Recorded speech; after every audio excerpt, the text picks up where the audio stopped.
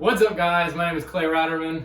Jackson Hayes. And in today's video, we're going to be talking about how to determine which college football division is right for you. So we get this question a lot. We're going to dive into it, explain the different divisions, and tell you guys a little bit about each different kind of route you could take and how to decide what's going to be best. So stay tuned.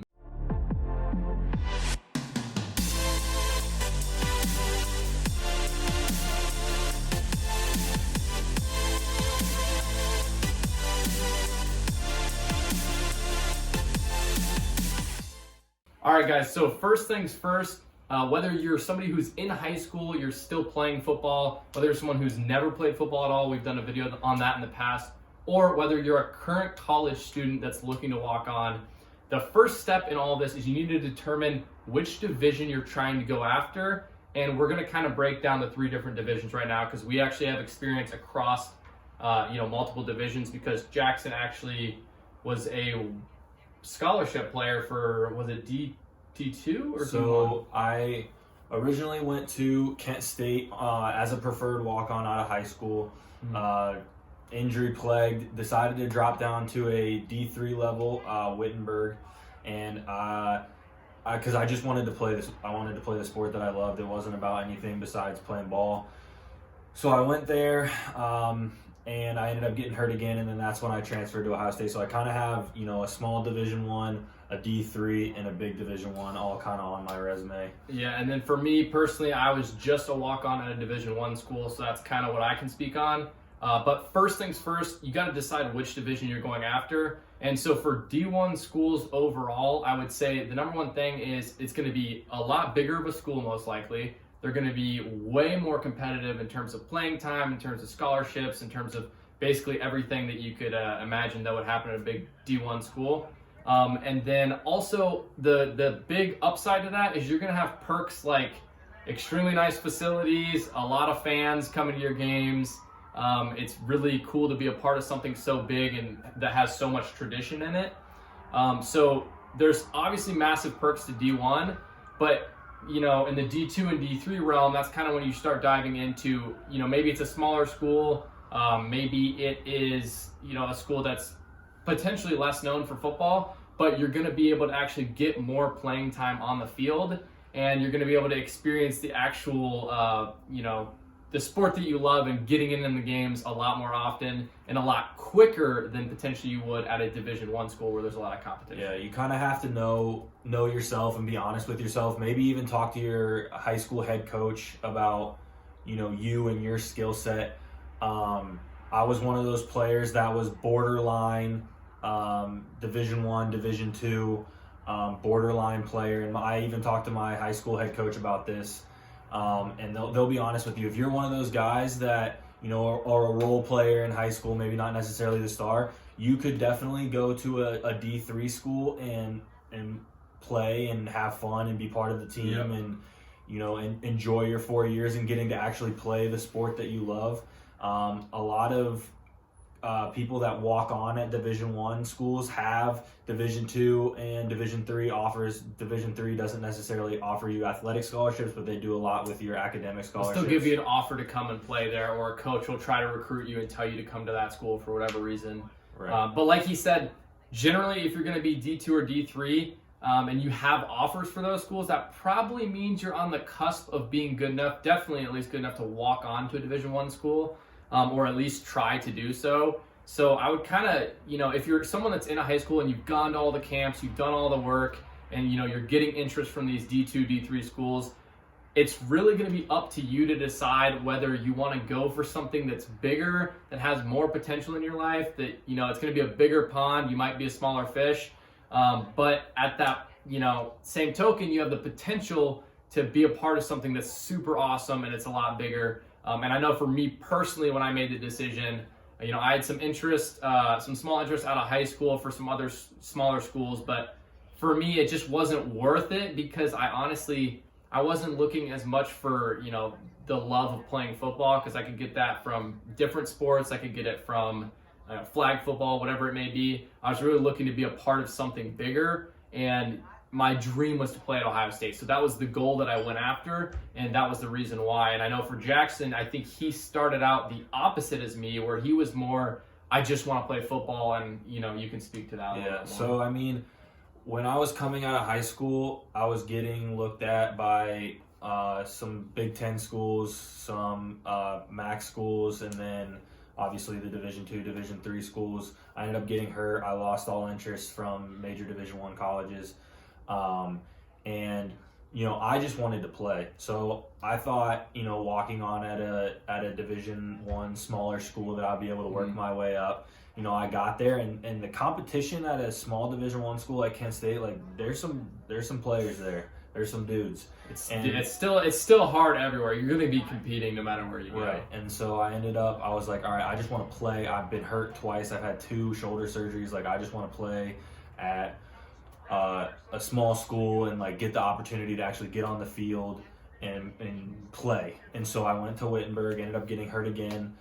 Story of my life, injuries, and don't let that be you. Right. And then ended up just going to school, and what made me want to go and walk on into Division I school wasn't necessarily football itself. It was being part of a team, that brotherhood, that cohesive bond, all the opportunities that you get after football. One of the things that people in Ohio say is, if you're a Buckeye, you're never going to have to search for a job, because once you have that on your resume, you're in Ohio, you are very well going to be put to the top of most people's list. So it's a lot of networking and being a part of people, being friends with people that can help you not just at football but after football as well.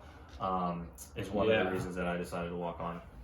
Yeah, there's a massive network at these big Division I schools, so that's obviously a huge benefit. And then also, choosing to go after something that you've dreamed about versus something that maybe you never thought about. So if your dream is just on the field playing football, then maybe some of these D2, D3 schools are right for you. But if your dream is, being on TV, being in front of like all these massive amounts of fans, being a part of a team and a brotherhood that's, very well respected around the country, and a program that's extremely respected, then Division I might be the route you want to take. But regardless, try to judge it on, some of the things you've done in high school, your current work ethic, how you are as a player. And then I would highly recommend, don't go after the option that is not going to make you happy. Like, if you know for a fact, maybe you weren't the greatest player in high school, but your whole goal is to, walk on at a big school like Ohio State or like, Bama or wherever it may be. If that's your goal, you should still go after that, because if you end up walking on to a D2, D3 school just because you wanted to be a walk-on, and it's not truly your goal, you're probably going to end up leaving, because there's not a whole lot of glamour to it. It's a lot of hard work, and the goal at the end of the day at those schools is literally just to play football. And we also, you also get the opposite of that. So you get Division II, Division III people that, decide I should have gone D1, but you also get a lot of D1 people walk on right out of high school, and they're expecting, hey, I was a star in high school, I got this preferred walk on, or I was the stud at my high school, let me just walk on at Ohio State. They might make the team, but then are sorely disappointed when, they're not playing right away, which if you're a walk on, it's gonna take some time to work your way up. So we both know people in each scenario who've walked on D2, D3, been highly disappointed and switched to D1, and then vice versa, who do moderately well at D1 but decide, I'm not getting the playing time I think I need to potentially go to the NFL, so they switch down to a smaller school or D2, D3 so they can get that playing time. Yep. I think it all depends on what you want. I think you kind of have to search deep down. Are you going to be satisfied being a scout team player, being a role team player? At first, at least at first. Contributing to the team off the field or during practice? Or are you one of those people that want to jump right into the starting lineup, want to, get playing time as a freshman? All of these things, you have to determine what is important to you, and to help you make that decision. Yeah. And so real quick, before we wrap up the video, we're going to give you guys a couple actionable tips to actually go about getting to the point where you can actually be a walk-on at a Division I school or be a walk-on at a Division II, Division III school. And I think some of those things, first, I'll start off with the D1 because that's where I have the most experience. First, you have to be enrolled at that school as a full-time student. So that means 12 or more credit hours. And then what me and Jackson each did was we reached out to specific people within the program. We followed the social medias, and we found out when the tryout date is. So if you don't know when a tryout date is, I would recommend reaching out to the director of player personnel. Maybe it's the title is a walk-on coordinator at some schools, or really anybody at the program that can give you a rough estimate as to when the date will be that you have a walk-on tryout. And then just prepare your ass off, watch all the other videos that I've made about, tips on being a walk-on. And, ultimately you're going to show up, you're going to perform at the tryout, and that's how you're going to make it.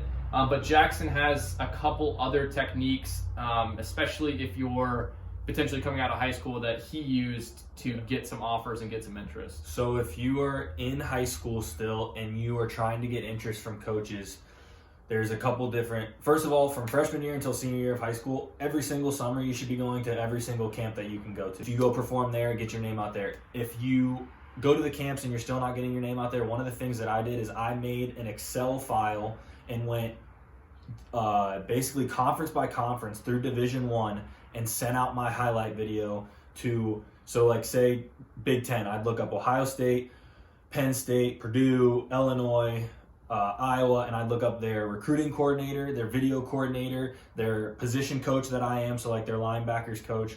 I would look up the director of player personnel, whatever I could think of that would have a connection to me, and I would send them, I'd type up like a template email and I'd send it out with my highlight video to every, so I had 4 or 5 email contacts from every single school, Division I in America. Yes. Now, that's an amazing technique, especially if you're somebody who's in high school and you're trying to get your name out there.